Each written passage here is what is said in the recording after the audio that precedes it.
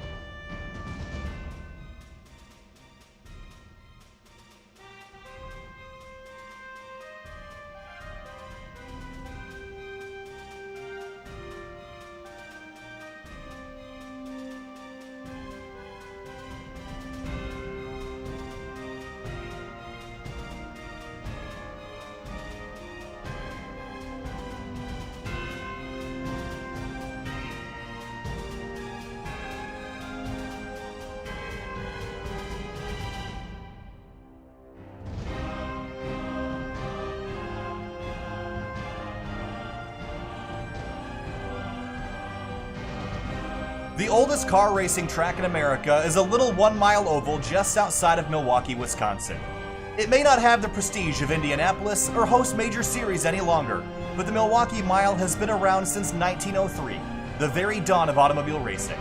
Tonight, over 100 years later, we'll take to the virtual representation of one of the oldest and most historic tracks in the United States.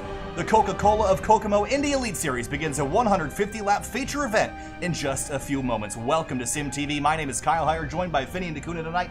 Finney and the Coca-Cola Bottling Company of Kokomo brings us the Indy Elite Series round number 5 of the 2020 season from what I think is probably the most entertaining to watch 1 mile oval in racing history. Yeah, it really is an amazing place to come to. A venue with such historic importance to auto racing in this country, and especially IndyCar racing too. They used to race here for a long time. Unfortunately, as you're saying, not much anymore. Hopefully, that can change.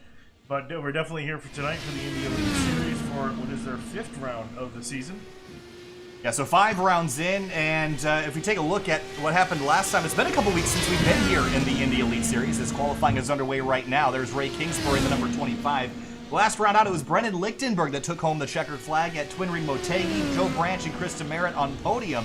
But Adam Blocker won two of the first 4 races of the season, and he was really quick in practice. He's currently 3rd in qualifying. I think Blocker's easily the one to beat tonight. And that team in general, Powerslide Motorsports, they've been absolutely dominating. They're leading the team points right now by over 60 over Last Lap Motorsports and Ludicrous Speed. So Blocker, Henry Bennett, and really that entire team is going to be the team to beat here tonight in Milwaukee. Yeah, and again, this is the point standings is not including the drops, but Brendan Lichtenberg, after having a miserable start to the season, after his win last week, ended up 18 spots in the championship on the 13th place. So good points gain for Lichtenberg. We'll see if he can keep up that momentum going into this week. We can see Henry Bennett currently leading the standings over Philip Kraus, and I really feel like it might come down to those two drivers. And Jason Brophy still riding a solid points win at Homestead, double points event at the beginning of the season for the Triple Crown. Still running in third place. Jason Brophy was the driver that won the first race of the season at Homestead, and I've been really impressed with the start of his season because he's new to the series, and right out of the gate, he was shocked that he won at Homestead. He came into the next couple rounds with a lot more confidence, and though he hasn't been in victory lane since the first round of the season, the confidence that he's carrying tells me that he's going to win more races, and I think tonight could be his second win of the year. Yeah, and I think really the biggest thing for him, I think, is to make sure to just keep that points, keep the amount of points he has up high, because he's 30 points behind Henry Bennett, and definitely within reach of potentially getting this championship. He can just start nailing some solid place finishes. So we'll see here. We'll see especially too where he's going to line up in qualifying as he comes around to complete his first lap. So the Milwaukee Mile, let's talk about this racetrack for a second. It's old, it's bumpy, it's got a lot of character, it does have a lot of banking, but we always think of Indy cars on short ovals being a little bit challenging to pass, but why is this place different, do you think, than a track like Gateway where we've seen these cars struggle to make passes? And I think a lot of it comes down to, just these guys planning to get runs off the quarter and the way they kind of line up their runs, especially, they'll offset each other by a little bit, trying to get the run on the straightaway. That's really, I think, where a lot of guys are going to make their passes tonight. It's really interesting to see these guys just set that up.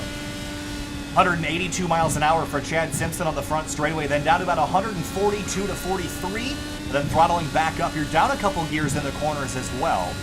And this is also very wide. It looks a lot like what you'd expect out of a horse racing track, Vinny, and it's very wide through the corners, but it gives you a lot of options and places to go. We're going to see how these drivers handle, especially when the track rubbers in a little bit and we see drivers trying to move around to find speed. Also, Philip Kraus, the number 19, been really impressed with his performance in the Spark VR car.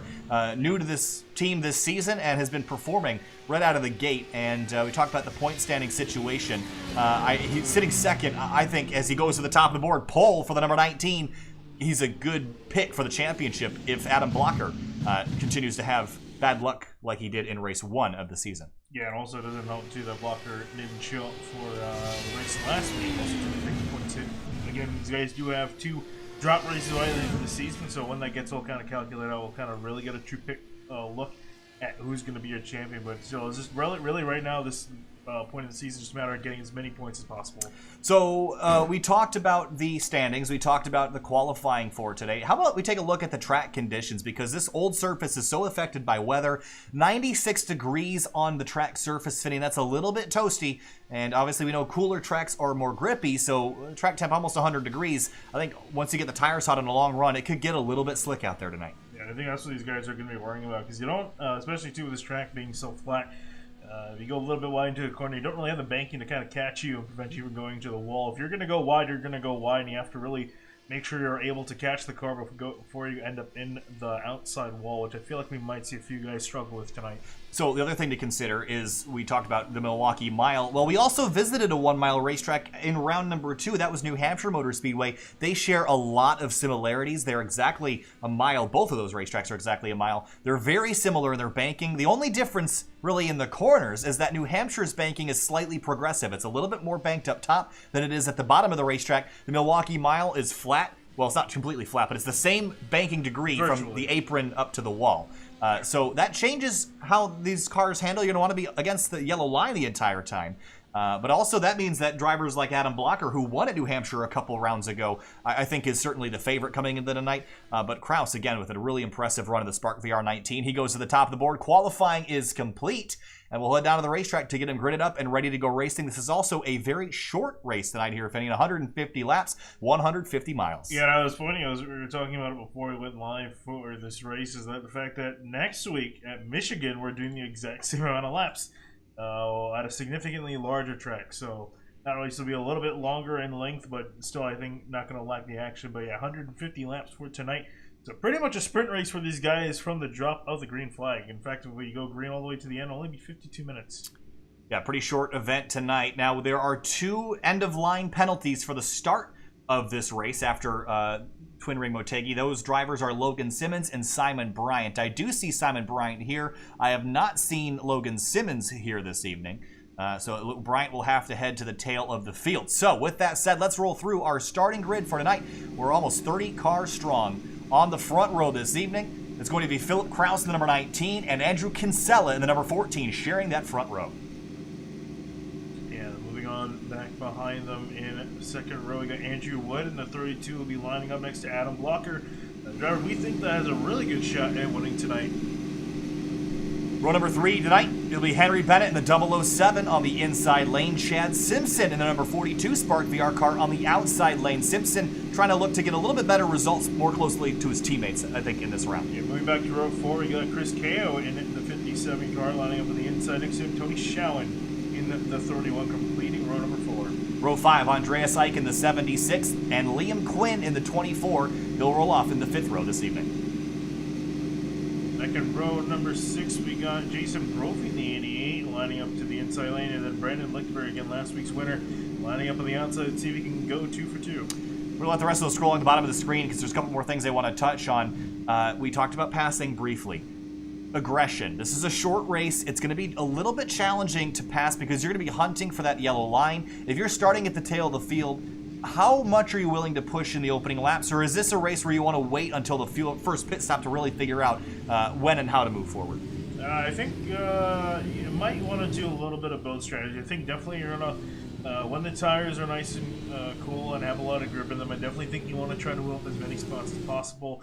Then kind of sort of find your place in line until I think, like you're saying, that first round of pit stops. So it's going to be a little bit of a mix of aggression. I think really also just knowing when to advance and when to place the car properly to make sure you don't get yourself caught up in it. Thank you for joining us here on SimTV this evening. If you're interested in what we do or what we are or who we are, you head to simtvbroadcasting.com. We've got a brand new merchandise store that just opened last night. You can get yourself a t-shirt, a hoodie, or a polo, or a quarter zip, or decals, all sorts of stuff on there. And if you have not hit the subscribe button, be sure you do that. All right, time to go racing. 150 laps for the Coca-Cola of Kokomo Indy Elite Series. Rolling out of turn number 4 is Philip Kraus in control of the field. And pace car is going to peel off. Time to go racing tonight. From the Milwaukee Mile, the oldest track in the country, green flag flies and we're racing at Milwaukee.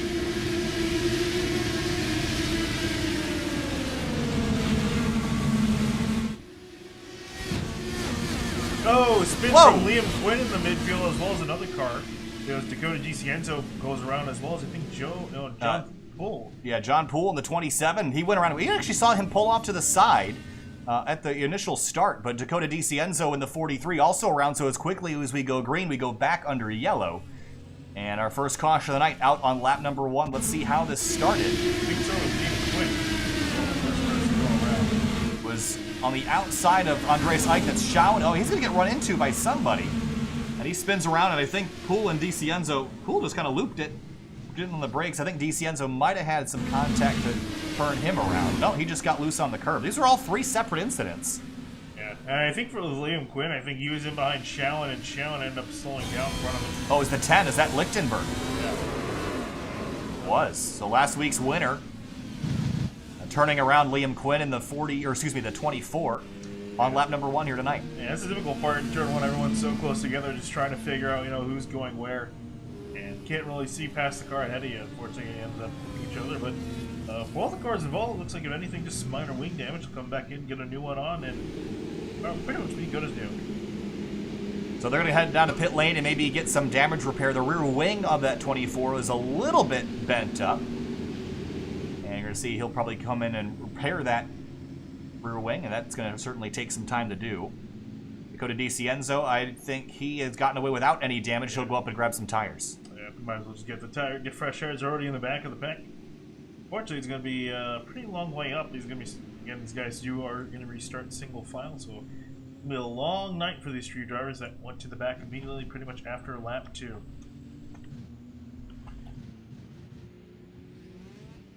looking up through the order, not much has changed. It looks like Adam Blocker is able to get one spot and get past Andrew Wood. He's going to be in third place, and Kinsella in second. Philip Kraus still in the lead. I'm really interested in seeing, Philip Kraus. You're talking about him, probably, I think, the biggest rookie, I guess, or a new driver that's come in this season. I think that we can see him getting a win. Jason Brophy, I think, was really the first new driver to get a win this season. Yeah. Obviously just joining the series. But Philip Kraus, I think, probably shows the most consistent speed week in, week out. I mean, that's obviously why he's second in the championship. Yeah, so Philip Kraus, we were talking about rookies, all right? So Jason Brophy obviously won the first race of the season. But Philip Kraus has been a lot more consistent, and that shows in the point standings. He's been really, really good. He probably should have won the Indianapolis Grand Prix that we had a few weeks back at the road course. Obviously, the strategy didn't quite work out there, and it was Adam Blocker that went home with the victory. But Kraus is knocking on the door of taking home a whole bunch of victories this season, and he qualifies and runs up front, so eventually things are going to work out for him. Yeah, I mean, you don't necessarily need to win every race to win the championship. Just need to finish consistently up the points, and that's what he's been doing so far. As we waste no time. We're ready to go nice back quick there. yellows here at Milwaukee. So pace car is going to peel back off, and that's going to leave Philip Kraus in command of the field out of turn number 4. There's Andrew Kinsella second in line, then Blocker, Wood, Bennett, the rest of your top 5. A slow run down to the green flag. There it goes. Green flag back in the air, and Philip Kraus pulls away. Crash again. Behind him, it's Adam Crane, and instantly turned around. Big damage on the right side of that car. He's going to get spun back around. We stay green for now. Up front, Kraus tries to run away. And we're single file now down the backstretch. I think we've gotten through it. They're still coming out of the second turn with the pack spread out so thin from being single file. Here comes Adam Blocker and Kinsella all over Philip Kraus. Oh, caution now in the background. It's Ray Kingsbury up and over the top of somebody. That's the number 17 of Cohen Evans. And on his roll hoop in turn number 4. Yeah, I believe that is John Poole and Dakota DiCienzo again kind of caught up in another incident, but that car absolutely destroyed. That's definitely going to be a lot of trouble here early in the going. These guys typically don't have so much trouble at the starts of these things, but here's a look at what happened. Here's Ray Kingsbury on the underside of the 47. That's being driven by Rob Powers, just gets loose and gets clobbered, sent back across the racetrack, and nowhere for Cohen Evans to go. They just get tangled. And also the 26 car. I'm trying to see who that is. 28, I think. Yeah, the 28 of Aaron Ruff. He just gets clobbered by Cohen Evans. And just unfortunate timing circumstance for those drivers to get caught up in that collision. That's actually right on board with Cohen Evans as he comes into this wreck. And you're committed. You see him, actually, we can watch this in slow motion. You're going to watch Cohen Evans. You're going to see the steering wheel here. He's going to see this wreck start to happen in front of him, and he tries to commit to the outside, thinking that the cars would slide off to the inside. He sees them come up, and now watch the wheel. He's going to turn left, and it's not going to do anything. The tires are not up to temperature, and just doesn't have enough time or steering lock to get the job done. Yeah, correction, that's actually Charles Ante in the 26 in that Miller Lite car that got spun around. Okay. And you see also Dakota DiCienzo and John slid Poole. In there. Yeah, I might got a little bit of suspension damage from hitting the wall, but other than that, pretty all right. But so some loose conditions. Yeah, very slippery conditions, and I wonder if this is down to the track temp. It's a little bit warm, but we're seeing a lot of slipping and sliding. We even saw the leader, Philip Kraus. He was completely getting swamped out of turn 4 and Blocker and Kinsella, and he ended up getting past. So something tells me this racetrack is very low grip right now, and I think we're going to probably see a couple more cautions before we really get into a long green flag run. Yeah, I'm curious to see how many guys might come down to pit road, although it looks like no one near the front's coming down pit road. I think guys are just going to be playing with the weight jacker and what they can in the car to adjust this thing to make it a little bit tighter for their handling conditions. I think we saw Kingsbury. I don't think he adjusted enough, and that's why he ended up just breaking loose at 3. Andrew Kinsella has led a couple laps, all of them under caution. He'll get a chance to lead the field back to the green because we are about ready to go back. And I love the fact that the cautions are so short here at Milwaukee. Some tracks have 4 to 5 laps under yellow. This is more like 3, and it's a lot nicer when you don't have to spend the entire night pacing. So we'll try this again. And we saw a car spin right on the restart. That was Adam Crane. He's now 1 lap down in pit lane with pretty significant damage, so he might call it a night. He's currently not in the race car.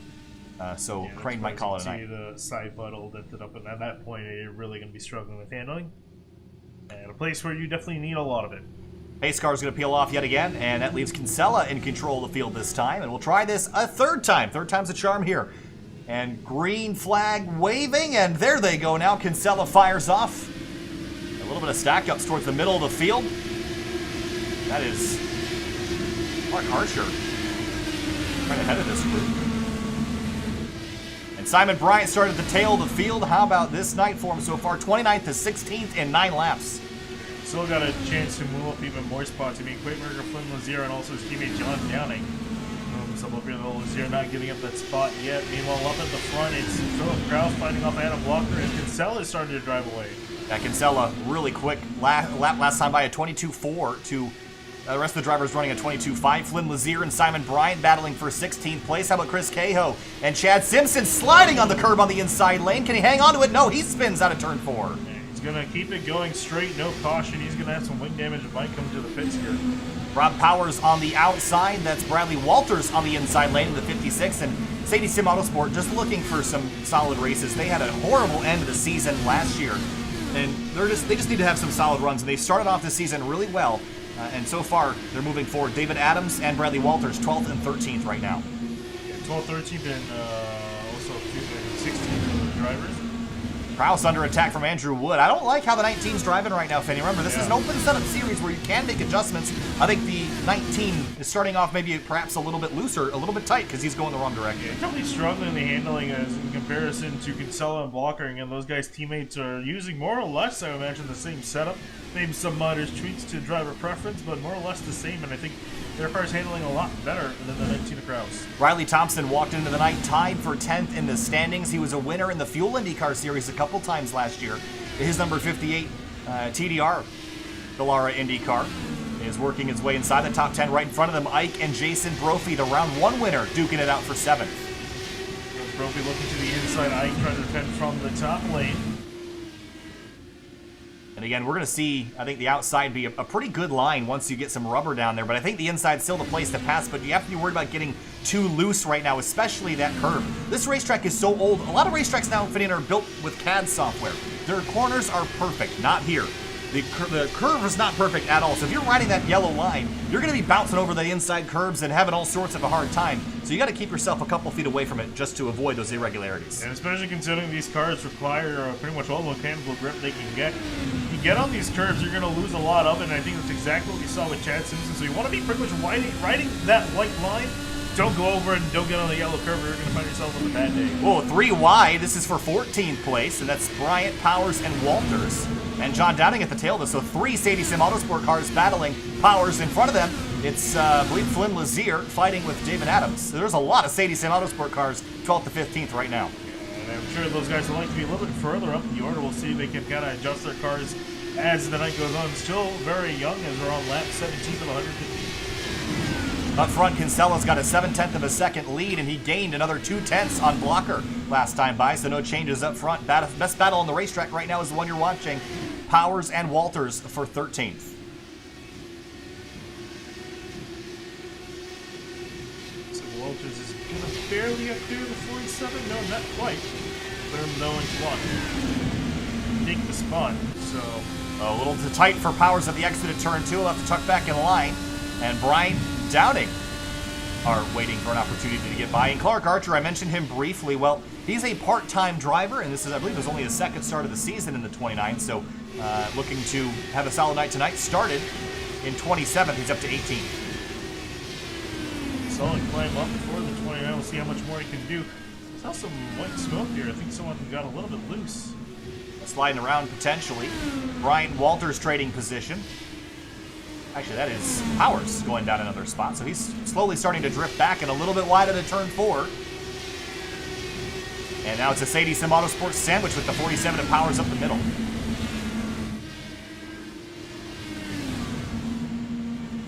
Looks like those guys are going to get a line and sort it out. And pretty much for the most part, most of the field single foul except for in the back here. Chad Simpson, Dakota DeCienza going at it. Yeah, Simpson spun out on the restart and went from 6th down to 23rd, so he's got a lot of work to do. DeCienzo rim riding around the outside of Milwaukee Mile, and he's avoided a couple collisions tonight in his gold number 43. And is currently working on getting by and keeping behind him the 42 of Chad Simpson. Moving further up the order, nothing much has changed. Kinsella still having a lead over Adam Blocker. Last time by, Kinsella was faster by about 100 thousandths of a second. Yeah.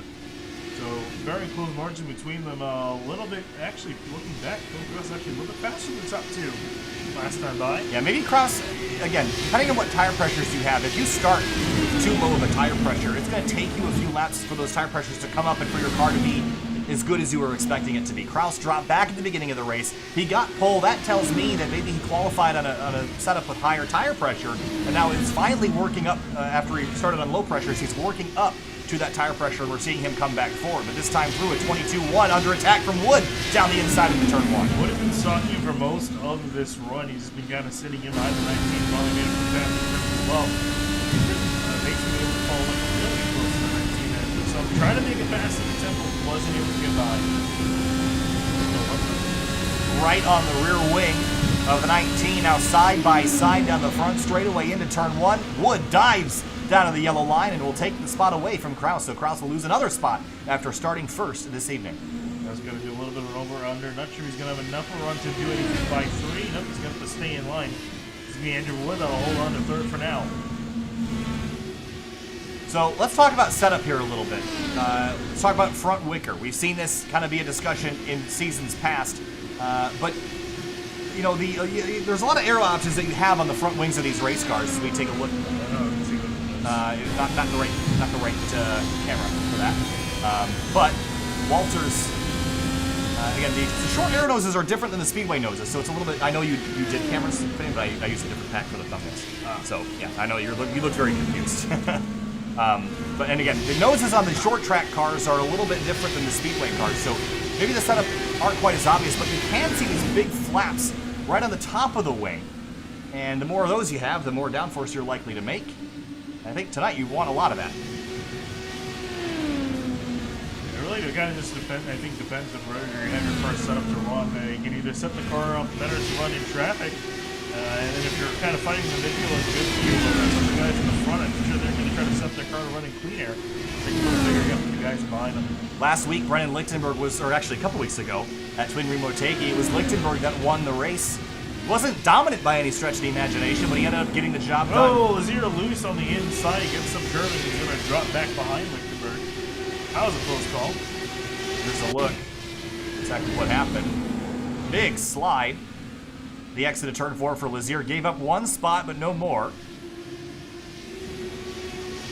I was talking about Lichtenberg. Last week he wasn't dominant, but he was there at the end. And so far tonight, I don't think they've had the pace on the short ovals. But remember back to last year at Gateway Motorsports Park. It was Lichtenberg that went to victory lane there. There's a lot that's different between that track and this track, but I think their short oval package is pretty good. I think it's going to come into its own. We're a fifth of the way through this race next time we come back through. So after the first couple pit stops, I would expect this 10 car to start clawing its way forward very slowly. I think we see a long run potentially seeing that 10 car climb further forward. Speaking of long run, the 14 of Kinsella and everybody else has been out for 31 laps since their last pit stop. Wood caught up all the way to the tail end of Adam Walker, now hounding him for second place. And they're catching some lap traffic too, so this is going to get really interesting. But right now, Wood is the fastest car on the racetrack. He was half a second quicker than the leader. Look at the run he got out of turn 2. Set that corner up beautifully. Going to have a great run to the inside of the one of Adam Blocker. This is for second. And pass complete. Wood is on a mission right now up to P2 and only 3/10 back from that green turquoise car. That's Andrew Kinsella, your leader. This car is set up great for the driver. This guy was talking about how you have this car edging the setup. He's able to follow guys very close to each other. A little tight out of turn 2, but still got a really good run down the back straight. That car is dialed in right now. He's closing very quickly. And he has his car pretty much exactly set up to run this line. He's been taking high on exit, high on entry, low on exit. And it's been working really well for him. He's already made up a lot of time, Kinsella. Yeah, and that is, I believe that is part of them, John Poole. Yeah, it's John Poole. Oh, big slide, big arrow push from the leader. Here comes Wood to the inside, thinks better of it. Tucks back in line for now, but battle for the lead as they work through lap traffic, and Blocker now closes from third. Oh, we thought about making a three-wide to the inside, but I think he figured that it wasn't really going to benefit from that battle, so they'll try again here. Three-way battle for the lead, 35 laps in here at the Milwaukee Mile. Kinsella, Wood, Blocker. Kraus is a second and a half back, just kind of watching it all up the road. Here comes Wood for the lead. Got him a run off the inside. I don't think he's enough to get alongside here. The 14 of Kinsella going to have a nice run off the corner. Drag race down the front straightaway. Blocker going to take to the high side here and try to use the momentum to get back around Andrew Wood, but Wood is going to re-clear Blocker through 1 and 2. Car way high out of the group. That's DiCienzo jumping on the binders to let the leaders on by. Here's what Blocker's going to do in this scenario. If he's going to use Wood to kind of get past his team members, they're going to try to work together. Keep this 32 at bay, because I think definitely he's probably the biggest threat in this field for these two. Blocker down to the bottom of the racetrack. He's through to second and putting pressure on Kinsella for the lead. Right after the restart, Kinsella shot out of a cannon, but I don't think his car is very good at all right now. He's really struggling. It's one of the slower cars in the top 10 right now. Blocker didn't get a very good run through the center of the corner. Wood bobbled on the curb out of turn 4. And it looks like he's going to have to take another lap to improve his one and try again on these two. And Blocker on the curb through 1 and 2. And we've been talking about the curbs a lot, but this is something you normally see at a road course. And what they are is basically rumble strips on the inside line below that white line to keep the drivers off the grass. Flat racetrack, you want to be as close to the inside as possible, and Milwaukee got tired of flat grass. So they installed rumble strips. The problem is they're painted. Paint, not as grippy as asphalt. So you get on those and it's very slippery. Yeah, I think Blocker, he's hitting it at the right angle, so the car isn't really losing a whole lot of grip, which again, you have to time very perfectly, otherwise you'll end up losing a few drivers tonight. Kinsella struggling on corner exit. You had to wait and get back on throttle, and Blocker closes. Lap number 40, closing in on pit stops soon. The three-way battle for the lead has not let up at all. It's pretty much these three at the moment. Second and a half back to Philip Krause, and then even further on next. Here's your top 3 picture. There's Philip Krause, then Henry Bennett rounding out your top 5. Chad Simpson right in front of this group is about to go a lap down. And a night that started with so much promise with a really solid qualifying effort put him 6th, and then the spin on the restart is now putting him in danger of losing a lap to the leaders. Yeah, I think he was kind of just hoping for a caution for Rick Yellow to kind of put the field back up together, but that was not the case. And he's been running out a year and hasn't really been able to fully make up for the time he lost. Laps taking off very quickly. Blocker to the bottom of the racetrack for the lead. So it's still going to demand that high lane and get Blocker to go back into second place there with 32 point. Amazed at how close there's offset like jets in a formation flight right now. Without a turn 4, Andrew Wood all over Adam Blocker on the front straightaway, pulls the driver's left, and down into turn 1 will have to back out as Blocker pulls back across the nose. Yeah, really, to make that inside lane move work, you pretty much have to be more or less side by side with the guy completely before you head up into the corner, otherwise you're just going to get pinched. Lots of lap traffic in front of the leaders. Car right in the path where Kinsella had to track out. And Blocker right behind Kinsella, but it seems like he's stuck a little bit of aero wash here. And his car is so stable over the curbing. A lot of drivers have been struggling with that, so whatever the power slide guys have been doing, it has set them up to be able to use that inside curbing to help their cars rotate. And clouds have come over the speedway as well, so how's that going to change the track conditions, Finian? Going to make it even more grippy. You see that the temp has actually dropped a degree. It's actually going to drop even more if this cloud stays on the track for long enough. Side by side for the lead, and Wood to the outside lane, but Blocker says nope. Comes over to the right to block off the 32. Now Blocker dives for the inside lane at a turn 4. Side by side for the lead again. And Kinsella hangs on. Great defensive driving by Kinsella. You don't want to give up the outside lane because that is your advantage right now. Carry the momentum. Two guys side by side for the lead, although Blocker going to lose a lot of momentum off of 2. Here comes Wood to the inside, almost in the grass, trying to make that move work, but he's going to get pinched. Yep. Low line on entry. He's going to still drop back to third. He's actually been able to maintain quite a long side. Yeah, he had a bad angle going into the corner, but Blocker gave him space to slide up. Here comes Philip Krause, too, with all these guys battling along.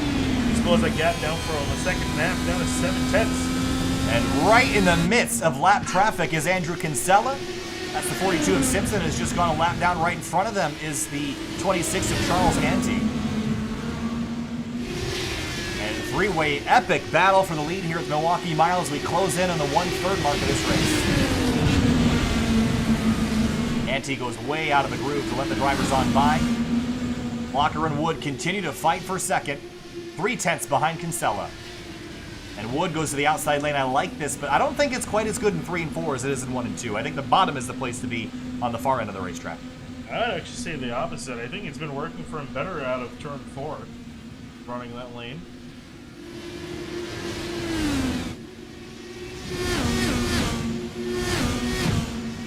You guys get a picture there coming across the screen. So the first couple laps, we had a string of cautions, a trio of them, in fact. But since then, we've been clean and green since the last green flag, which was about 15 minutes ago.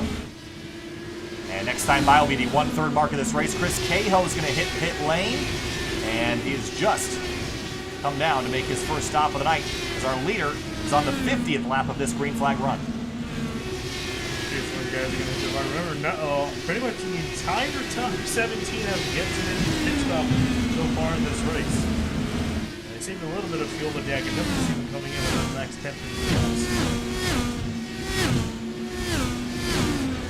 And Blocker and Wood have seemed to have fallen off a little bit. Do they overheat their stuff? They might have. They might have just kind of burned up too much of this stuff in here. I mean, they haven't really been able to get as racy as they were before. And here, looking further on back, Lazier and Brophy going at it. Lazier started in 22nd, so his climb up to 8th has been a very impressive one. And Brophy right behind the first race winner of the season has actually maintained a pretty good finishing record since the first race of the season in his UPS-sponsored car. Wood trying to put pressure back on Blocker, but they've lost 0.6 of a second to Kinsella, and this is perfect for Andrew because he can come down to pit lane and not have drivers breathing on his rear wing. However, I'm not sure that we're quite to the pit stop sequence for these guys yet. However, Bradley Walters has just hit pit lane from 18th. It's kind of early, maybe to make an adjustment before getting back on the track to see how he work at the follow. Typically, especially teammates too, will all kind of try to come in together. Here's Brendan Lichtenberg now in the 10 car. So Lichtenberg coming on in the number 10 was the winner from Twin Ring Motegi. And looking back up at Kinsella, got now expanded almost 8 tenths of a second. What if Blocker's so close? I would be pretty surprised if you don't see Blocker or Wood just come down, especially Wood come down with the 2 guys ahead. So how much are, here comes Wood down to pit lane. We're going to see how much tires are worth into the box, into the lane for Andrew Wood to get on the limiter. And I would expect Blocker and Kinsella to respond to this, but they may not. They may try to run the tank out of fuel before they hit pit lane here. We'll have to see here how much ones they're going to go on. It's a little bit of a risk, especially getting Wood out front. That car looking really competitive so far. So hope these guys are going to stay out another lap. The question is, where is Wood going to pop out? He is back out on the racetrack 1 lap down. And what lap times are tires worth at this point in the race? Right now, we're only running, well, I guess we are running a fairly significant pace off of where we were, at least a half a second to a second. And here comes Kinsella this time, and Blocker is going to stay out another lap. Which might be Blocker just trying to maybe lead a lap. You got a 1-2 lap, so we'll fix that up. We'll see if he'll try next time. Henry Bennett up in there in 3rd place. Andrew Wood back up to full speed. And look at also, we can go on board with him. He's got quite a bit of air to work with. He's trying to catch the cars up ahead, so that's going to help him gain more time on Blocker Kinsella. Yeah, I'm really curious what this lap is going to be.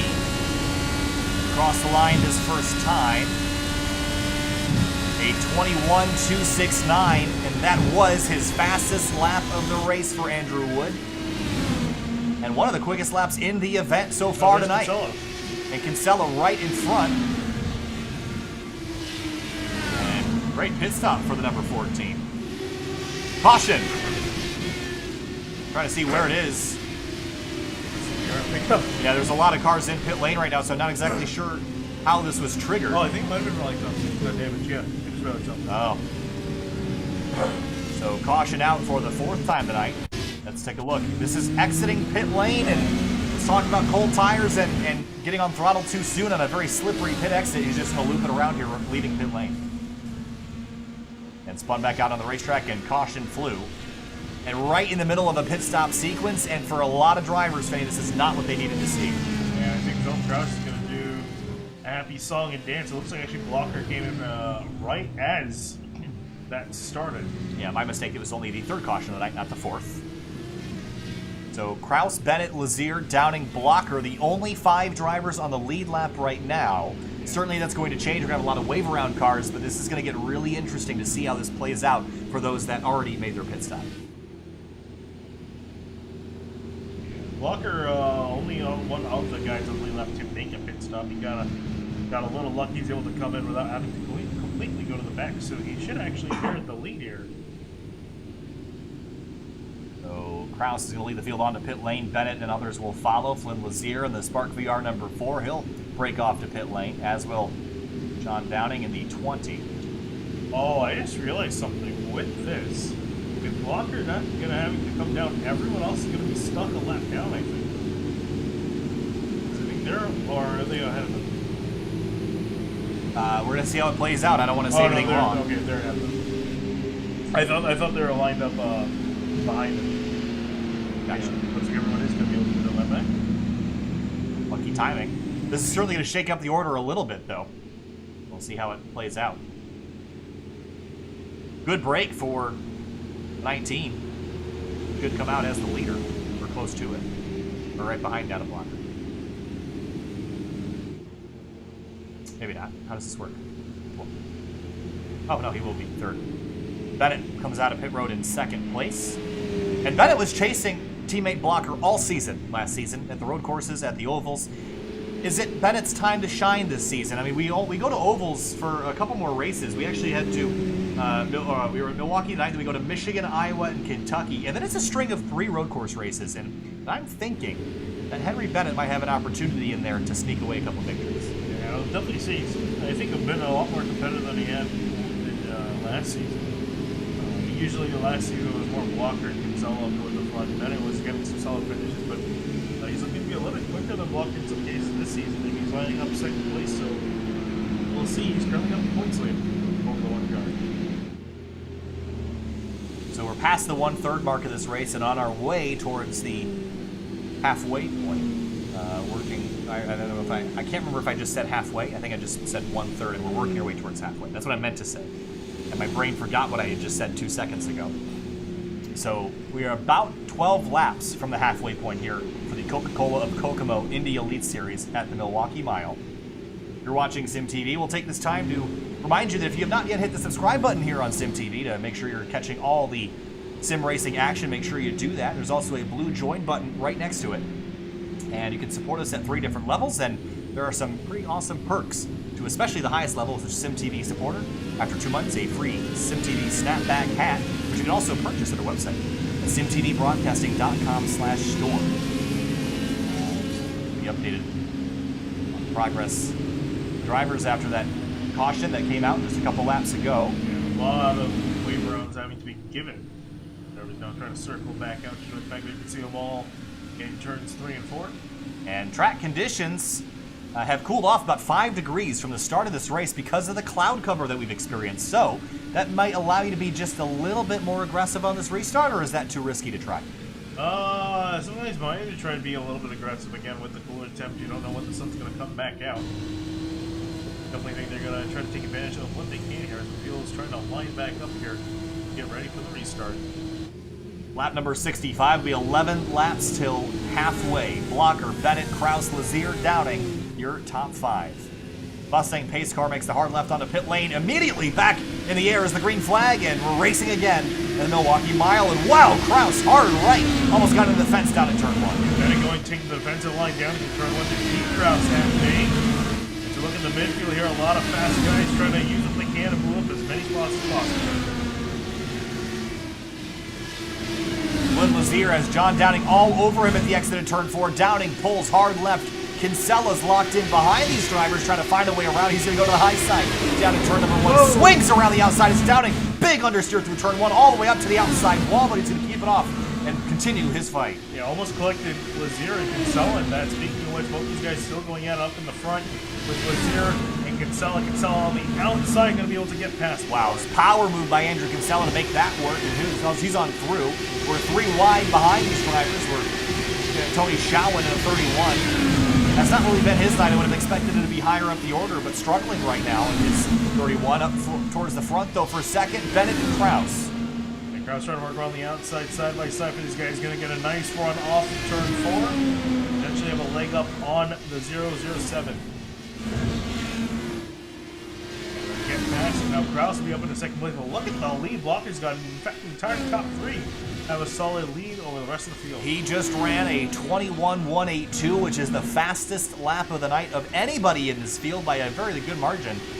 And that was an average lap, or average speed rather, of 170 miles an hour around a 1 mile racetrack. That is flying around here. He has built up a very significant lead, 1.5 seconds. How about Ike in the red and white 76, in the middle of a fight in front of them? How about this? 3 wide again.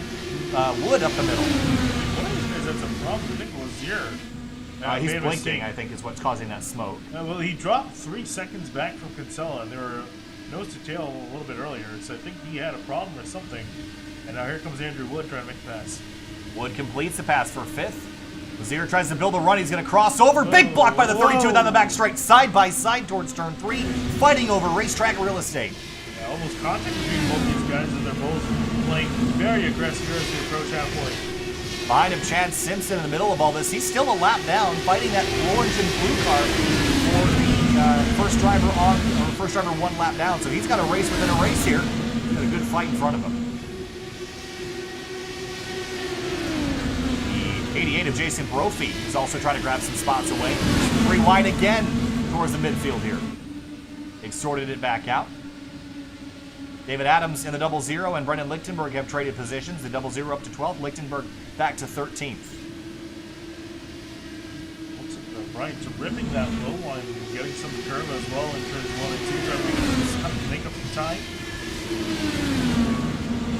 That's John Poole in the 27. He's the first driver scored 1 lap down right now. He had an issue right at the very start of the race, pulled over to driver's left, avoided the first lap collision, but now sits 18th 1 lap down. Yeah, that's hurt him ever since pretty much the start of this race. He's been struggling to come back from that. He's got a lap down. He's kind of hoping for a caution to come on to regain that lap. Chris Cahill in the 57 running a new paint this week, fighting with Simon Bryant for a top 10 position right now. He'll hang on for now. Up the road, Jason Brophy is gliding forward. He's up to 7th now on this restart. Oh, and you get a little bit tight coming off of turn 2, almost into the Sadie car of John Downing. Slops right in front of Andreas Ike. Ike lifted just enough to give him space. And wow, behind him, that Chad Simpson in the 42 right up against the outside wall. See Brendan Lichtenberg working in this fight, trying to get by Cahill and Bryant. Next time by will be halfway here at the Milwaukee Mile. Great midfield battles, but up front it's all Adam Blocker by 2 seconds over Kraus, Bennett, Kinsella, and Wood. That's a brawl in the midfield as guys are trying to go almost 3 wide, and there you see almost for a second they work. Lichtenberg now to the inside of Simon Bryant in the 22. And had to lift mid-corner. Oh, behind him, David Adams had to take a big lift, and go around goes Liam Quinn. Spin out of turn 2. Slides up the racetrack. Caution is out. And at the halfway point, we'll have our 4th yellow of the night. And a harmless spin, he'll get back rolling. Yeah, it's not been a good night for the 24 at Liam Quinn.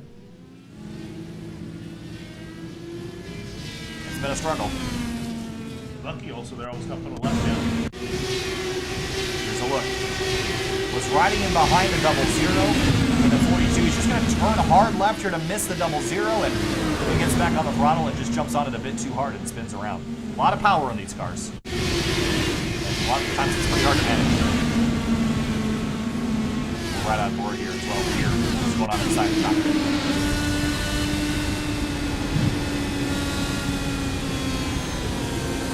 Yeah, that little lift, that little checkup is really what did it. And upsets the car. Again, this car's on such a nice edge, just any little upset from an input can end up setting. Oh, is it going to have to let the pace car on by, and it's bad timing for sure. He'll have to drop in behind the pace car. Oh, okay. Actually, that's not too terrible. But he's going to have to be put a left down. Pit stops in. Pit road. How about that? Wow. Kraus going to beat Adam Blocker in the pits. That was really close. This is the pit road exit by a half a nose. Yeah, I want to actually, if we can, might as well take a look. I want to just see their pit stop sequence with these guys coming into their pit stall. Let's go back and do this at full speed. How does that sound to you? Here's really the time is made up. It's just more aggressive. More aggressive in, more aggressive out. Really good stop for Kraus, and then just throttled up and was really efficient. And I think that pit road exit narrows down so much. That's a scary moment. I think the big thing too is a little bit more aggressive in, and also for Blocker too. He ended up, because I imagine these guys aren't allowed to drive through too many pit stalls when they exit. So he cranked the thing right and he spun out his tires as he was coming out. Meanwhile, Kraus just kind of slowly rolled off. So he's able to get just enough of a good run to make a pass. And it's really unusual to see guys overtake each other on pit road in Indy cars. See that more in the stock car side of things, but solid stop for the 19. So, past the halfway point here for the Coca-Cola of Kokomo Indy Elite Series, and we're, I don't want to say getting down to it, but the race has been going increasingly green. And we're only within 25 minutes, and we'll be done by pretty much 8:30 Eastern Standard Time if we go green to the end. I mean, it'd be silly to not pick one of the drivers in the top 5, but of the drivers in the top 5, which driver do you think has the best chance at coming home with the checkered flag tonight? Let's see, looking at all of them, I think the most probable one will probably be Adam Blocker, although I'm kind of pulling for Philip Kraus. I know we're not supposed to really be biased. I'm not biased. Are you biased? I mean, I feel like we're both biased at times. I'm not biased. I'm perfectly objectionable. Objective. But especially with Blocker being the defending champion, we're kind of pulling for Philip Kraus. I'm not pulling for anybody. You're pulling. I'm not. Hey, I'm distancing myself from everything you're saying right now. FYI. No, I kind of want. I think he's got the pace, especially too in the 19. This is actually the first time we'll see the 19 in the lead of this race. So we'll see how well that car operates in clean air. SimTV scandal. They have favorites, don't they? I don't. Hey, I'm on the record saying I don't have any favorites. Vinny, however, I want the 19 to win. It's not like Jeff Gordon. Yeah, Jeff Gordon. Chase Elliott. Hendrick cars. Chase Elliott. Yeah. I love Jeff. Who won the race? You know? Want to go real quick? I know we're going green. Who won the race? Not that I really care. Philip Kraus in command of the restart here. It'll be about 70 laps to go at the restart, and pace car is going to peel off. Kraus, Blocker, Bennett, Kinsella, and Flynn Lazier, the top 5. Green flag flies, and we're racing again at Milwaukee Mile.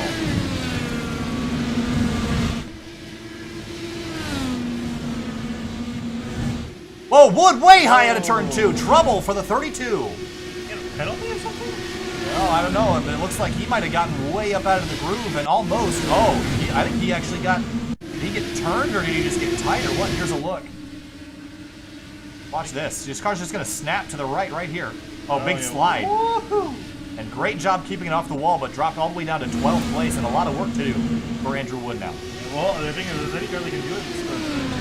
Make quite a few great passes. The earlier part of this race, you have to do it pretty much all again, though. Oh, wow. Chris Cahill had to shoot the gap with Lichtenberg closing from the rear in the 76 slow up front. And Andrew Wood in behind after his slide has to figure a way out to get around all these drivers now. It's going to be tough, especially when guys are already side by side. You really can't take through one right here. That's only kind of a momentary thing to see Brian. I think he actually picked up some damage on that rear wing just a little bit. The bottom of the end plate kind of bent in a little bit on that number 22. Chris Cahill up inside the top 10 tonight. We haven't really talked a whole lot about him. He started in 7th, but he just kind of faded to about 15th, and we haven't really seen him much since. Looks has the Coca-Cola, the Diet Coke colors on the car tonight. Lichtenberg slots in front of Andrew Wood and Simon Bryant. Wood's going to take a look at the 22. We're going to dive to the inside of Brian, but I think Brian's got more than enough momentum on the outside to rock it around.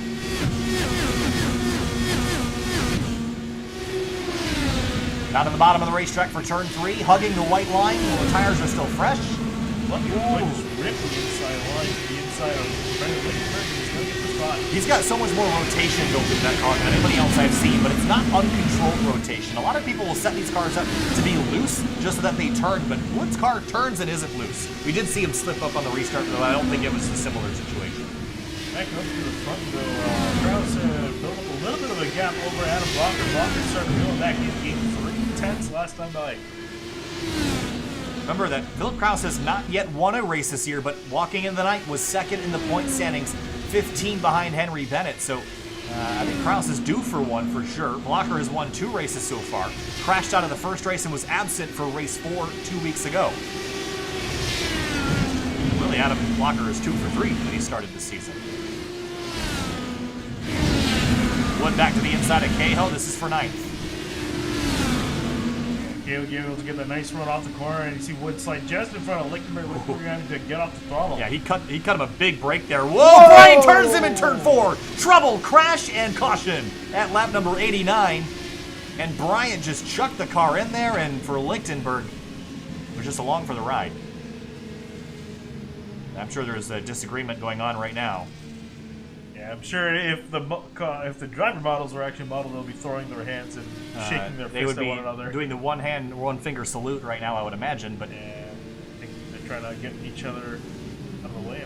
We're trying to find a place you can get that car turned around, but that's going to be quite a bit of damage to repair in that 10 car. Not so much for the 22. Yeah, so they're both torn up pretty good, more than they should be. Well, 22, Bryant's torn up on the front and the back wing. I think the 10's got that permanent side point damage. We'll see what happens between I think the 22 just drives in here too deep and wasn't expecting the 10 to be that slow, but they tangle, and that's certainly on Bryant for that. But it's just it's a timing thing. Things happen quickly.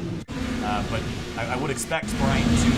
He already had a deal well coming into the night, so he's already got under the watchful eye of the race control. We'll run on board and see if this shows a different perspective.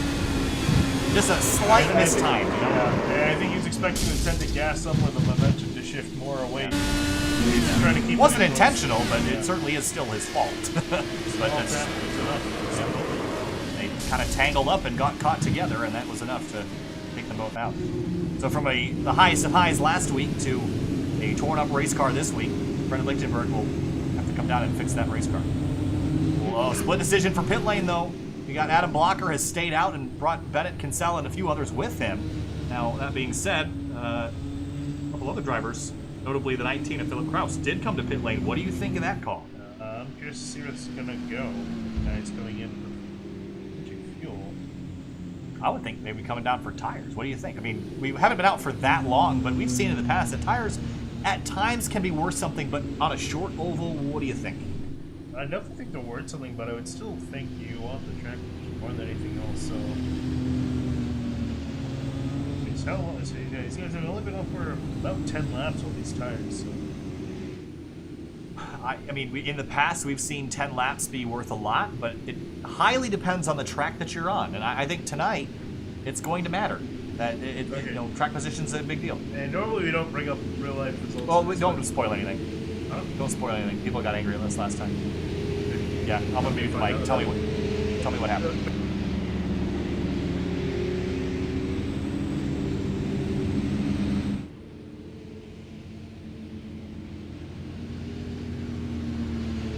Okay, I muted the mic so we can discuss that without angering anybody. So there was a race, and stuff happened. Yes. People finished in positions. Who do you think's gonna finish in what position here? You guessed Blocker, right? I mean, I'm liking your pick, but what about Flynn Lazier in the Spark VR car running in 4th right now? Slowly moving up the order tonight, starting in 22nd, up into 4th. As I was saying, slow climb up for him, and he's pretty much up there here with over 50 laps to go. He might have something. And I'm curious, how similar both his car and Kraus's car is set up, because we definitely know Kraus has some pace in his machine, and I imagine the 4 has some too for getting up here so far.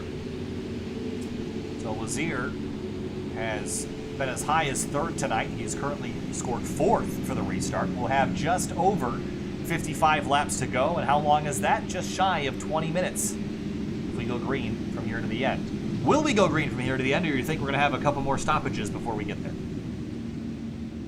What? Interesting way of wording that. Stoppages? Stoppages. That's a stop in the race. Yes. It's more of a slowing down. Okay, it's not, do you think we're going to have more cautions is the question I was asking. Yeah, I definitely think we're at the rate we're going at. I think we're definitely due for potentially at least one more, although that being said, I won't be too entirely surprised if we go green all the way to the end. So it could kind of go either way, but I am leaning, especially with the aggression we expected to pick up, I expect to see at least one more caution. Cautions breed cautions. Blocker in control of this race, leaving a big gap on the outside. Henry Bennett in 2nd, Kinsella, Lazier, Cahill, Kraus, Brophy, Downing, Ike, and Wood, your top 10. Pace cars off, and green flag back in the air. 57 laps to go from Milwaukee. Whoa, big block! From Philip Kraus on Jason Rose going down to turn 1. Kraus is going to use that double spin instead of Chris KO coming off the 2. And you throw a block like that, that's open invitation Whoa. to get turned around. Brophy up the inside, but has to lift. Kraus is wide in turn 4. That might have been a risk that he probably shouldn't have taken because it ended up costing him potentially a spot here for the 19.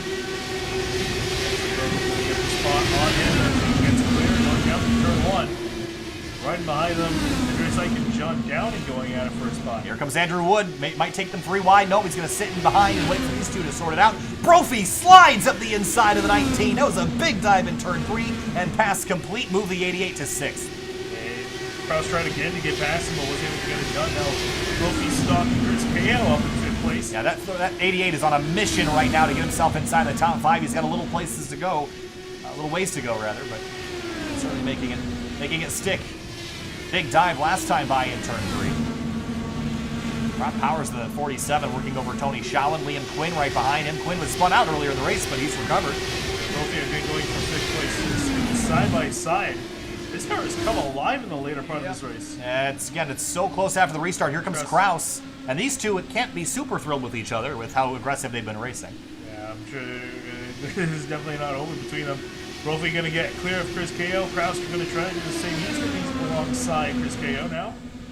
And dive up into 1, and he'll have that pass completed and slide up in front. You see instantly as he slides across the nose, Cahill lost the mid-corner speed, but now tries to rebound behind him. Ike is under attack from Wood down the inside for turn 3. Wood's still trying to recover after making a mistake on the last restart before this. Got loose in turns 1 and 2, went up the hill, so that control firmly up and in. David Adams under the inside of the 76, had to lift, and Ike will hang on for now. Adam Blocker 1 second out up front. Man, what a lead. Certainly is. 51 laps to go now for Blocker. Bennett second, Kinsella third, Lazier, Brophy in 5th. And he's stalking Flynn Lazier for that 4th spot. Yeah, I was expecting Brophy honestly to have a solid top 10 car if anything. Was not expecting him to be just climbing up the order, making amazing passes one after the other up in 5th, potentially the 4th now.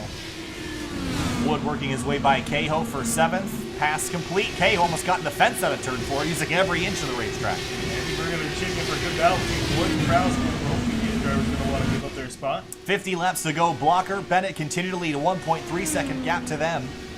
Lazier was under attack from Brophy, but I think Brophy has fallen off a little bit, and that might expose him to Philip Kraus here if Kraus can build a bit more of a run. Or if anything, Andrew Wood, I would probably argue, is one of the fastest of these 3. It's the second fastest lap of the race, 32 does. Only car that's faster is your current leader. 17 minutes of racing left. The time is ticking down. And Andreas Ike and David Adams fighting for a top 10 position. That is for 9th. Up the inside, Ike. Whoa, Adams took a big cut of the apron there. It was almost completely over the curves. That actually will get you a cut course penalty to go down there, I believe, so you can't go too far below that. Lazier is now feeling the pressure again from Jason Brophy. The gap has shrunk to 3/10 across the line. He might have burned up too much of the stuff. But the car is pushing on the opening stint. That's going to keep an eye on him. Liam Quinn, how about his recovery too? After spinning out twice in this race, is up into 13th. Not too terribly shabby. And see a couple Sadie Sim Motorsport cars, David Adams and John Downing. They're fighting for 10th spot right now. Side by side on the back straight. Maybe I would have expected maybe one of them to lift and give the other the spot, but these guys are racing all out. No reason not to race. It's what they pay to do. Tony Schowen, again, I've expected Schowen to perform a little bit better today. They're kind of mired in 12th up the road. Adams working by a lap car that is Brennan Lichtenberg. He's back out on the racetrack 3 laps down. And Simon Bryant, the other car involved in that collision, is out of the race 15 laps down currently. So that ended up being a bit worse off for the 22 than the 10.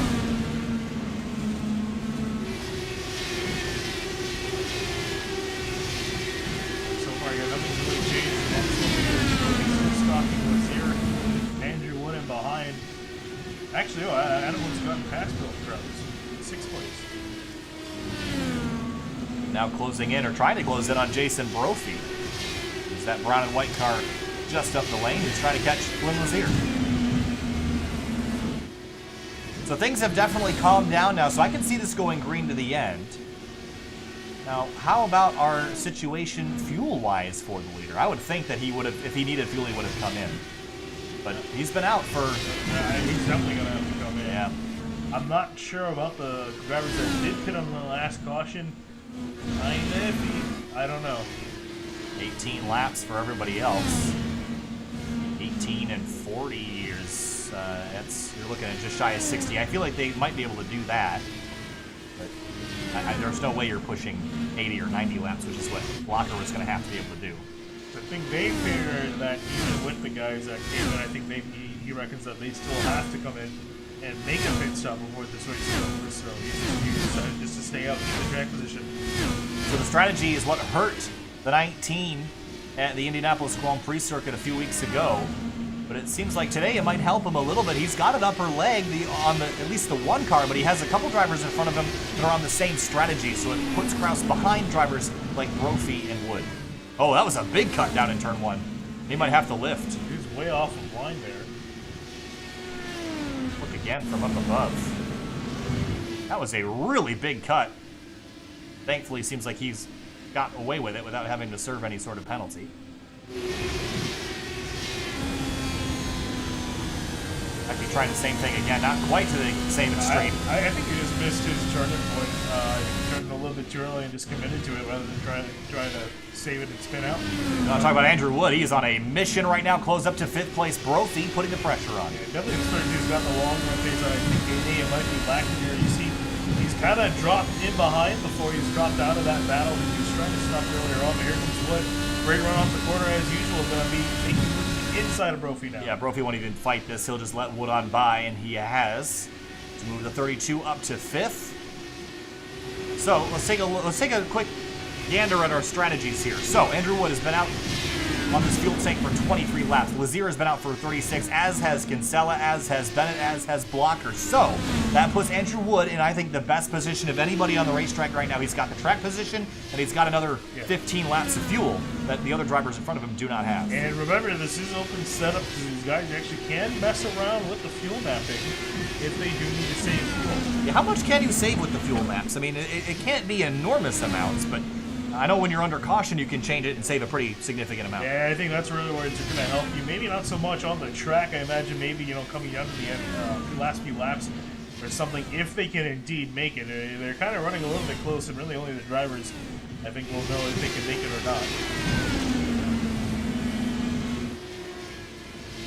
Wood, last time by, just run a 21.8. It's slower than Blocker, so he doesn't have the same pace as the drivers in front of him. But I don't think it comes down to that. Could he be potentially saving fuel a little bit now? Because the drivers in front, if Wood is saving fuel, the drivers up front cannot make it to the end. So are you think that the drivers up front are running all out and he's trying to pull it back? I think the guys in front, they definitely have to feel. I'd be absolutely astounded if they can make it to the end of the race. On this one tank of fuel, I definitely think if anyone's got a shot at the guys who come in on that last pit stop. Yeah, I'm not going to open my big dumb mouth about fuel because I never can keep track of how far cars can go. I also don't have the experience that you have in the IndyCar, so I'm not going to speculate because I don't know. But I'm going to trust you when you say that those drivers have to come. I'm just kind of more going off of the first row. Even with 3 cautions, these guys came in at around lap 50. Well, yeah, again, you wonder, though, like, were they trying to split that race into nice even thirds, or could they go longer? Never really know. Gonna find out, I guess. Keep you on the edge of your seat. To see here how it is going to turn out in the end, but we definitely know it's a Blocker. 2.7 second lead over and continuing to just drive away. away. You can't even see Heavy Bennett in the shot. He's that far back down. There's first and second. Here's a look from the back straightaway. The blue car right here is your leader. And Henry Bennett is the green car right here. Kinsella, then Lazier. And you can see Andrew Wood closing in on Lazier. So 30 laps to go here from the Milwaukee Mile. We've seen track position be important. We've seen cautions a few times tonight. Mostly just harmless spins. I would predict that we're going green to the end. And we're still not quite sure how the fuel's going to play out tonight. But I can tell you this, Adam Blocker was not the champion last season for no reason. They had already figured out all the different ways that they needed to win races. They set up the cars to be quick. They have good fuel mileage when they needed it, and Blockers went out and won a whole bunch of races last season. And that's how he ended up winning the championship. He ended up winning 4 times last season, which was the highest in Indy Elite Series history. Sans Season 3 and Season 1, where Tim Holgate won 5 wins, and Josh Chin won 6 in Season 3. Holgate's actually a previous winner here in Milwaukee Mile, not here this evening. David Adams and Tony Schauen, this is for 10th place on the racetrack right now fighting. And Liam Quinn in the background, a little tight out of turn 2, but trying to rebound from a spin earlier. There you see Schauen out with a run to the inside of David Adams, and it looks like Schauen's going to be able to barely take away 10th place. And he'll sneak ahead of the 0-0. Closing in on 25 laps to go, and now the lead is 3.1 seconds from Blocker to Bennett. Sella still third. Yeah, Andrew Wood in behind made another pass. He's got past Quinn Lazero up into 4th place from 32. Again, putting the pedal to the metal late in the going, and again, on fuel, got a whole lot more than the drivers around him. David Adams and Liam Quinn now fighting for 11th. Quinn climbing forward, Adams sliding back. A little bit of a jerk reaction to the inside, almost thought about it for a second. Adams is actually going to pull over and let Quinn on by. Picking and choosing your battles. David Adams when he knows it's a losing battle. And hand it over to the 24. So 25 laps to go for Adam Blocker. Let's say he does win this race. What does the rest of the field do to respond next week when we head off to Michigan? Because you cannot let Adam Blocker win 3 races this early in the season and have him not go to victory lane in the championship again. So how do you beat a guy like Adam Blocker as we see pit stop starting up here? This guy is going to be the first driver to come down once in the road. He might have been one of the guys that stayed out. Keep an eye on that as more and more drivers are going to come down pit road. Yeah, I think definitely for the guys going into next week from Michigan, I think it's going to be a matter of working a lot together. You know, especially in this game, we've seen Spark VR work pretty well for those guys just working as a giant unit, and able to keep drivers in behind by the end of the race. So I think it's going to take an effort like that, especially for the power slide guys like Blocker, like Bennett, Kinsella. Yeah, so last time we were out at Michigan, it was Adam Blocker that won at that racetrack, and that was even with Spark VR working together, and it was partially because their teamwork ended up kind of falling apart towards the end of the race. If they can just It worked really well until they crashed. But if they can avoid that situation, I think Spark VR is probably the only team that can keep Blocker out of victory lane next week again. Blocker down the inside, turn 3, coming to 20 laps to go, and we've seen Chris Cahoe hit pit lane. Will the leaders have to come on down? This is the guy we're all questioning about.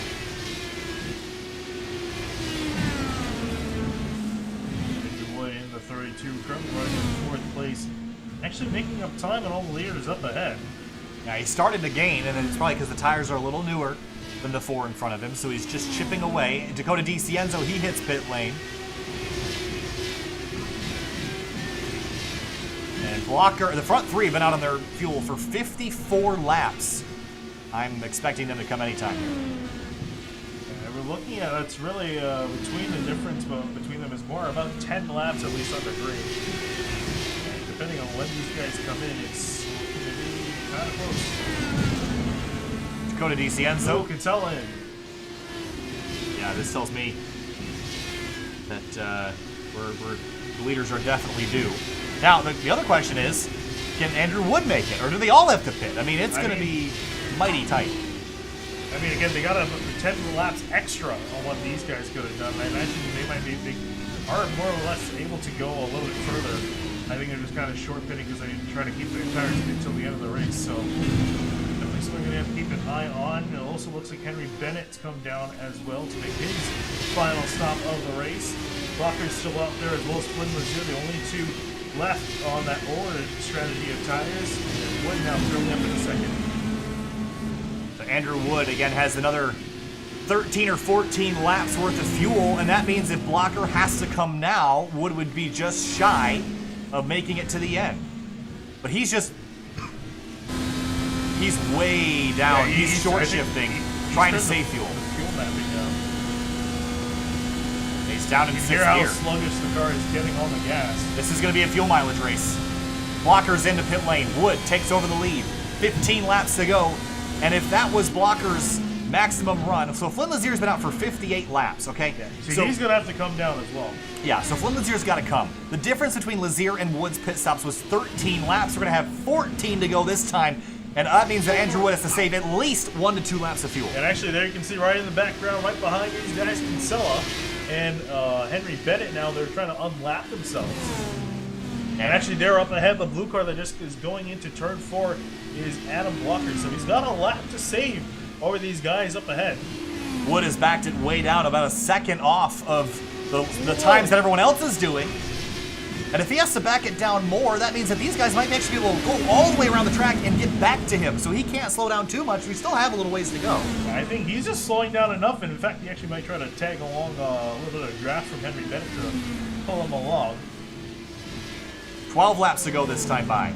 He's lifting. He's going so slow around here right now. This time by, what's it going to be?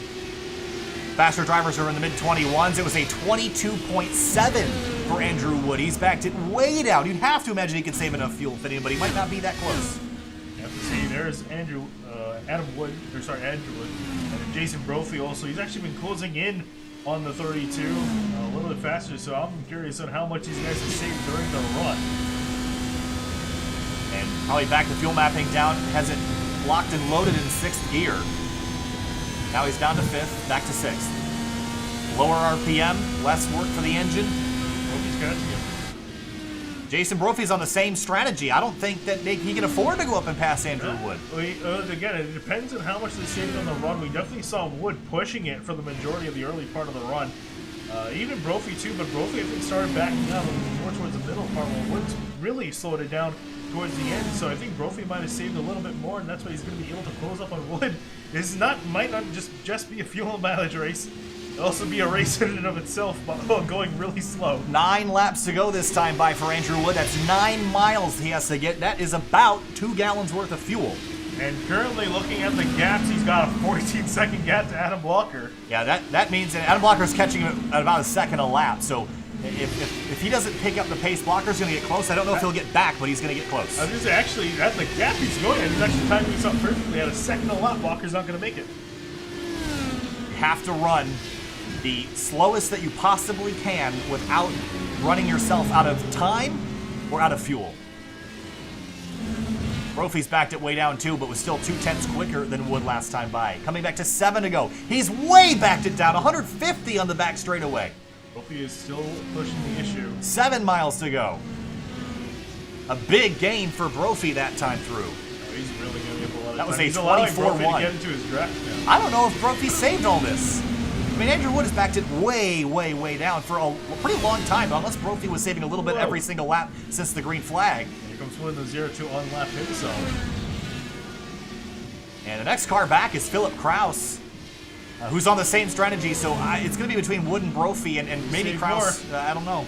Here comes Brophy now to pass. To the inside, does Brophy have enough fuel to go 6 more laps? Wood, are they going to race each other on fumes? 5 miles to go next time by. Do they have enough? Tough decision. They're going to be deciding whether to save more in a race. Fuel mileage in a Dallara IR18 IndyCar. Not very great. Can they make it 5 more miles? You see at the top of the screen, Philip Kraus closing. Where's Adam Blocker? Not too far behind. Just straight away behind the leaders. They're going to have to start going now. He's caught up quite a bit. 6.5 seconds. He's going to go a little bit faster. Blocker's going to get at least a top 5. Rob Powers has slowed way down. He's under 150 on the back straightaway. Brophy maintains the lead. He won the first race of the season at Homestead. Can he go 4 more laps around the Milwaukee Mile? Philip Kraus is also starting to close into the picture as well. And he's still flying, too. Does he have enough fuel? Wood is still half a second slower than Brophy. I think he's burned up too much. Kraus is meanwhile booking it, trying to catch Brophy here. Next time at the line, it's going to be 3 laps to go. And there's Kraus now to the inside for second place. Now the question is, does Brophy have enough to get back to the line? I imagine if he's pushing it, he feels like he's got enough. He must. 3 laps to go. Brophy won the first race of the season at Homestead. It was an enormous confidence boost. He said he didn't expect to win that race. He wouldn't expect to win this one either, but the time and place has come for Brophy to win his second race of the season. Can he do it? He's got to go 2 more laps. Gonna have to hope that he's got enough fuel, although again, I'm still getting a little bit concerned with Philip Kraus. He's pushing it. And there's Adam Blocker. Blocker is coming. Kraus was denied a victory at Indianapolis based on fuel strategy. He's only 1.2 seconds back, but he's slowed way down as well. Yeah, and actually Adam Blocker's just gone past Andrew Wood for 3rd place now. Here they come out of the final corner. White flag in the air for Jason Brophy. 1 more mile. Rob Powers ran out of fuel. He was on the same strategy as the leaders. Wood is out of fuel. Wood is coming down to pit lane. Does Brophy have enough? It's a 1-second gap between him and Kraus. Half a mile left for Brophy. Can he coast all the way to the end? He's so close. If he can just gas it up out of 4, he'll be the winner. Coming out of turn 4, Jason Brophy will win Milwaukee Mile on fuel. Wow, how about that? Great job. 2nd win of the season. And you were saying earlier he didn't expect to win Homestead. Definitely didn't expect to win this. And man, how about that? It wasn't accidental. It took a whole lot of foresight to know that you would have to save fuel to make it to the end of that run. And he timed that out perfectly, too. He knew exactly how much fuel he had and how much he needed to push in order to get past It's out of fuel. Andrew Wood. And, well, doesn't need it now. Absolutely perfect execution. And he might not have expected to win it, but it certainly was not an accident. And he's going to come straight to pit lane because he doesn't have any fuel left to do burnouts. Oh, he's going to try. Yeah, let's probably park it on the front straightaway. What a victory for Jason Brophy. And now we've got two race winners of the first 5 races of the season, and Brophy goes to victory lane. Here's a look at your unofficial race results. And it was a 1.2 second gap, and for the 32, he backed it down, but it wasn't enough, and Andrew Wood is going to come home all the way down in 15th place. And Phil Kraus, again, just going to be denied a win. I will say, though, he did a great job also fuel saving. Granted, obviously, he didn't get the W, but still a solid 2nd place. And this is what we're talking about, too. He's been really good at finishing consistently up at the top of the order. It'll be another solid 2nd, but I think he's going to just suck just a little bit that it wasn't a win. I'm just blown away by Brophy's foresight to be able to save that much fuel, because he really never slowed that far down. He had saved right from the very beginning of the run. So did Kraus, but Brophy did it just that much better. And I think we saw Wood. I think he pushed so hard. Was trying to make up as many positions as possible, but we pushed just a little bit too much, and then he realized, oh no, I'm going to be a little bit short, and I think that's why you saw him backing up so much at the end of that run. We'll be back in just a minute to talk to your race winner and more. Stay with us. We'll be right back.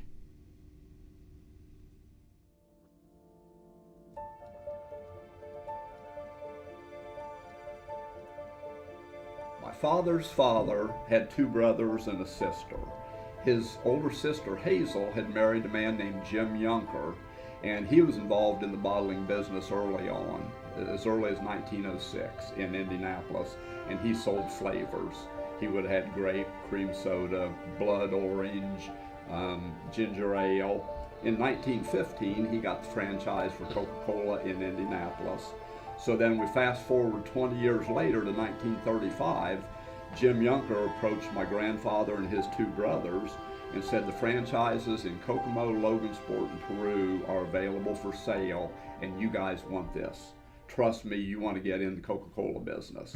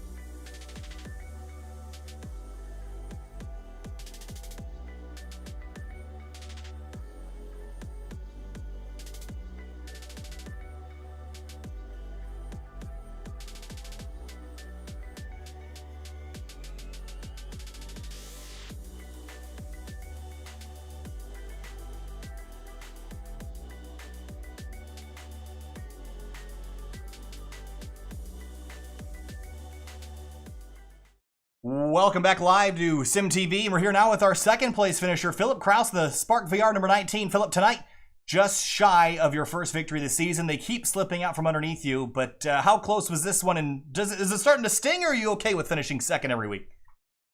I mean, it sort of stings, but at the same time, it really comes down to me, the driver, as to why I've been bottling these. I don't run these open wheel cars enough to understand the dirty air and how to make time in dirty air, and I really struggle with that today. That's what really threw it away for me. Because whenever I was caught in dirty air after the pit stop, the last cycle of pit stops, I was just losing time left and right. So on that last run, we get the green flag with just over the amount of laps that we need to make it to the end. Did you start saving right from the get-go, and what were you doing to try to save fuel in that car to make it to the end? I didn't know that you could make it on fuel until about 10 laps into that run, because I was looking at caps and it said I had about a gallon I had to refuel, and then it just started ticking down when I was driving normally, and it's like, oh crap, I might actually be able to make it. So I kicked it into mix 4, started lifting a bit early for the corners, and took a while, but eventually I was good enough on fuel to keep digging. We head to Michigan for the next round, and that is a Triple Crown event. And last year, the Spark VR team worked together very effectively. What's the plan, or is there a plan yet for Michigan, and how do you guys plan to attack that race? Well, no, the plan for me is to figure out dirty air, because if I don't figure out dirty air, I'm going to be dead at Michigan, because that's a big old draft play.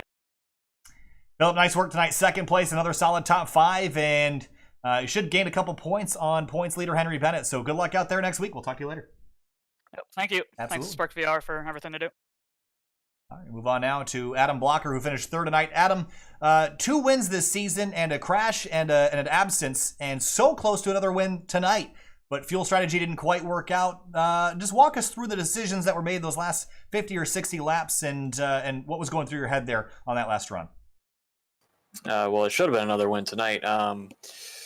We didn't know that you could go that far on fuel, because anytime we had done it in practice, it was like 53 laps, 54 laps. So we didn't think 62 was possible without a huge save. So, and I got close to still getting them. I was within 2.5 seconds of the win, despite doing an extra stop. So I think if I would have known what they were doing, I could have pitted like 5 or 6 laps earlier and came out on fresh tires earlier, and I would have won because the time difference. But I mean, I'll take third, especially with the most laps led. That's helpful in the points. Kind of sucks to lose points to Brophy and Kraus, especially considering I'm gonna have to miss Michigan next week too. But that should be my last race I have to miss. But we had a good set. I really thought we had him beat, but it was some good racing, especially the first stint with me, Kinsella, and Andrew Wood. That was some really good racing. Really solid race for the number 1 of Adam Blocker. He finishes third tonight after starting 4th. Adam, thanks for your time. We'll see you in a couple of weeks. Yeah, I just want to thank Powerslide for all the effort we do putting in setups. I think we definitely had a car capable of winning. That's why we were 3rd, 4th, and 5th, but just made a rare mistake on strategy. Yep, see you guys in a bit. All right, have a good night, Adam. Moving on now to Jason Brophy. Jason, after Homestead, you expressed how you didn't expect to win that race, and maybe you didn't expect to win tonight, but tonight was certainly no accident. It came down to fuel saving, fuel strategy. You ended up outlasting the rest. Walk us through tonight your challenge and your climb forward, and then your fuel strategy and your fuel savings to win this race. To be honest, I realized pretty early, as we came into that last stop, that it seemed to be there were a lot of cautions. So I figured, hey, worst case scenario, if a quick caution comes out, I can stay out and at least I'll get some track position. But the car was really good on short runs, and I only gave up 2 spots. And then as we started going and I kind of ran out of tire, sitting behind Flynn, keeping an eye on the fuel, I realized, I'm close enough. If I back up the corners enough, I can probably get there. And so I just kept going. Me and John Poole were in communication, and he topped off. So he was doing his best to make it, and I'm sitting here, and it just kept getting closer. And I kept thinking, okay, I just got to make 4 miles to the gallon here. And suddenly, toward the end of that, I started to realize, well, Andrew Can's is the setup was bad enough, tight enough that going slower didn't really hurt the pace. In fact, it probably meant I was driving it bad earlier in the race. But yeah, early in the race, I think uh, the car was good short, and it struggled on the long run, especially in dirty air. And so it was just a matter of get the positions on the restarts and then hold on. There were a few times you don't like hearing you're 3 wide on the bottom at Milwaukee, but I heard it more than once tonight.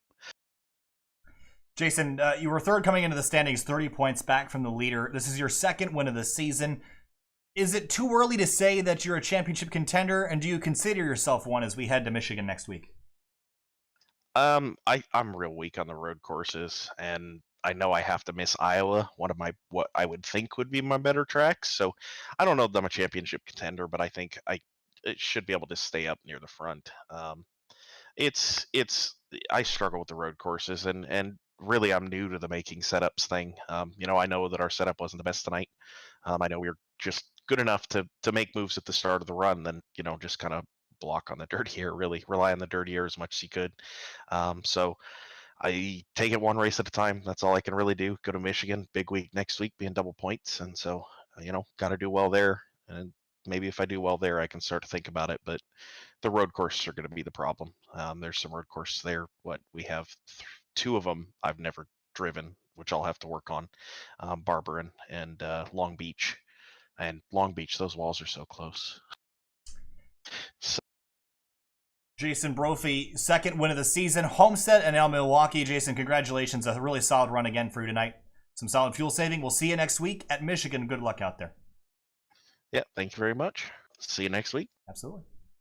We're now going to talk to Andrew Wood, the driver of the number 32 car that almost had the winning strategy tonight. Andrew, Brophy executed just a little bit better, but just walk us through that last run and the realization that you were very, very close on making it to the end on fuel. Yeah, it was a tricky strategy. The fuel save strategy was always in the back of my mind for most of that stint there. I had made that mistake on one of those restarts and fell all the way back, so I knew I had to kind of make my way back very, very quickly. I think I just pushed too much to get back towards the front and just ruined any chance I could have done to make a fuel save work. Even on that last restart, I knew that a fuel save was possible, but I think my brain just told me to go get to the front ASAP. So when Henry pit, I did what I could to fuel save even more from there. Like I really lifted out of 6th gear, and yeah, after about 5 laps, when I took the lead, I knew that I was going to run out. So that was it. Looking forward to next week at Michigan, where that's another Triple Crown event, and I think. We look back to Fontana in the Fuel IndyCar Series last season. It seems like you're pretty good at those larger racetracks. Are you expecting to go out to Michigan next week and have a chance to win, or are you kind of waiting to see how that plays out with the setup and with the strategy? Yeah, it's definitely a wait and see kind of race. I tend to be a little bit more aggressive on the bigger ovals than a race like this, where I know all I got to do is just kind of save my tires and wait for the right moment. The bigger oval at Michigan's not really a track that I've had a lot of good luck with, so I'm not really sure what to expect. I just want to make sure I make it to the finish, hopefully with an undamaged car, and anything in the top 10 or 15 would make me pretty happy. Andrew Wood, 15th tonight, but had a shot to win. Andrew, congrats. We'll see you next week at Michigan. Yep, thanks a lot for you guys and all that you do, and you guys put on a really Appreciate it, Andrew. We'll see you later. Have a good night. Take care. So let the results scroll through one last time. Finny, tonight it was Brophy on top of the standings, and I've been really impressed with his speed and his pace. We head to Michigan next week. Triple Crown event. Going to be a good one. Yeah, it definitely is. And I think really, again, Brophy, I think just backing up that Homestead wasn't a fluke, definitely has got some of the pace and strategy as well to pull off some solid points paying finishes. Heading on next week, I think it's definitely going to matter a lot, because next week is not only just going to be a Triple Crown and Michigan, it's also going to be double point to the line for these guys yet again. So this is going to be a lot for guys who are a little bit further back in the parks, guys like Brendan Lichtenberg, to make up some points for that round. A lot on the line next week. The next stream you're going to see will be tomorrow night, ERSCA Xfinity Series racing from Daytona. Then Tuesday, another triple header, our last one for the spring of 2020. Speed 51 SK Modified Tour. We've also got Fuel Premier Series action from the Rock and Grid Life iRacers Sports Car Sprint from the Nürburgring Wednesday, DC Region SCCA from the Roval Thursday Scars for Ride Challenge, and we'll be at Watkins Glen on Saturday with Outsider Racing League. That'll do it for this week. Thank you so much. We'll see you tomorrow night at 9:30.